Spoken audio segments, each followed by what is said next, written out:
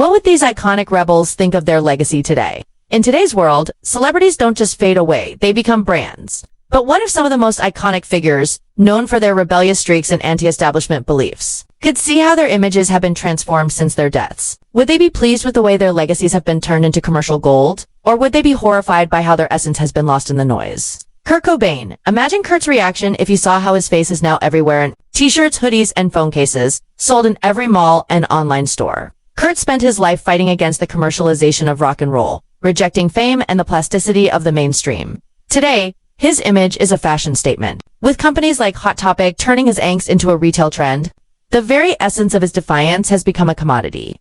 If Kurt were around, he'd probably be throwing a fit, wondering how the hell it happened.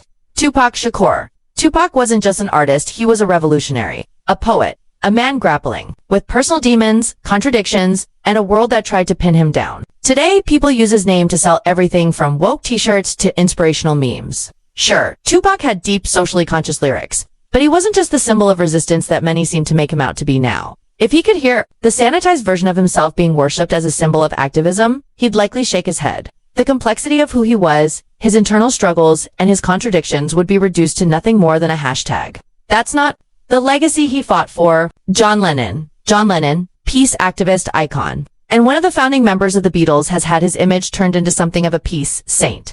Fans today paint him as an untouchable, perfect figure who only cared about love and peace. The truth, however, is a bit messier. Lennon was outspoken, controversial, and let's be honest, he had his own personal flaws, his struggles, and his darker side.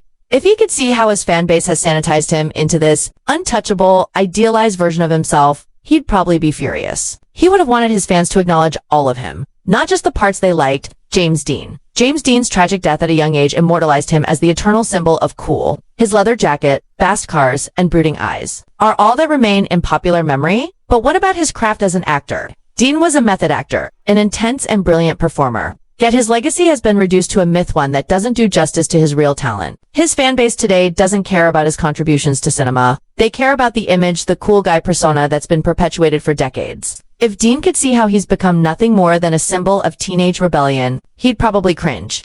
In the end, these rebels, these icons, have been reduced to consumer products. Their images and legacies have been simplified, sanitized, and marketed to the highest bidder. Would they be surprised? Probably not. After all, they were always keenly aware of the contradictions in the world around them. But disappointed?